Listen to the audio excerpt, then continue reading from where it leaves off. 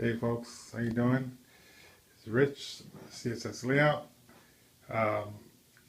With DCC, I know sound is a big thing, so I'm sure all of you go through this. The beauty of uh, of, of organized noise, I guess you can say, once you turn on your layout. So you're gonna hear at least 14, 15 engines. It's probably about 14 that comes to life once you turn on your layout. And the noise. So music to the ears. Alright, here we go. Get that. As you see, there goes the switch. And we're going to turn it on. Here we go.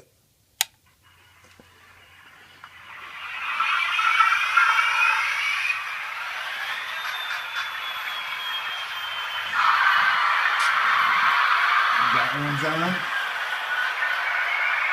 The -9s, my SD40s-2s, my Giro, my SD78s, and my SD60R. Music to the ears. Music to the ears.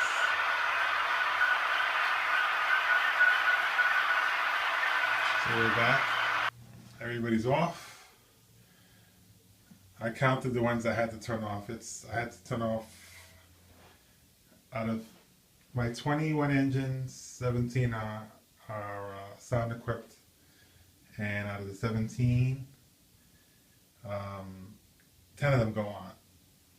And the reason why all of them don't go on is because mistakenly I wired this by mistake. These switches don't have wires after the switch, so unless the switch is switched for that track, those engines don't go on. That was by mistake, but it was a good mistake, I guess you can say. I left it like that. I'll be turning off more engines. So I have 3 over here, 2 in the first phase, that's SD78s, and 1 in the middle, which is a -9. So unless the turnout is turned to those tracks, those engines don't go on. Otherwise they would. The -9s, the Atlas, are the ones that one thing I really like about them is that they don't come on at all unless you turn them on.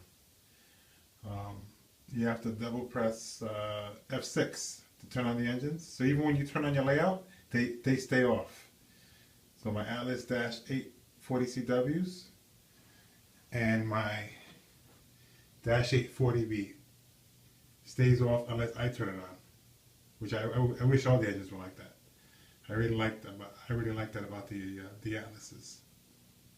And I also like the shut-off sequence, where it's a sequenced shutdown, which is pressing F9, double-clicking it 3 different times for it to go totally off.